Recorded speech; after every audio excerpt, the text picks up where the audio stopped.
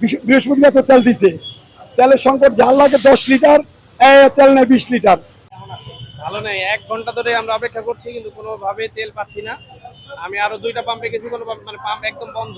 এখানে ছিল, এখানে 1 ঘন্টা অপেক্ষা করার পরে তেল একদম কাছাকাছি আসার পরে বললো তেল নেই। আমার বাইকে একদমই তেল খুবই কম, তো আমার প্রয়োজন অনেক বেশি তেলের। এর জন্য আমি অপেক্ষা করছি, মানে শেষ পর্যন্ত দিতে পারি কিনা এর জন্য। আমার মনে হচ্ছে যে তেল আছে, মানে আমার কাছে মনে হচ্ছে যে মানে এখন তারা মানে তেলের পরিমাণটা কমিয়ে আনছে, দেওয়ার ক্ষেত্রে রেস্ট্রিকশন আছে এখন, কিন্তু দেখা যায় যে আবার বলতেছে মানে রাত 9টার সময় দিবে, আবার বলছে পরের দিন দিবে। এর জন্য আমার কাছে মনে হচ্ছে তেল আছে কিন্তু তারা আপাতত দিতে যাচ্ছে। তেল দেওয়া হচ্ছে না।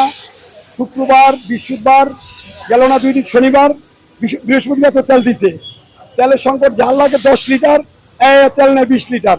পর্যাপ্ত পরিমাণ তেল তো দিচ্ছি, এখন আপনার তেল নাই বলে আপনাকে আর তেল দিতে পারতেছি না।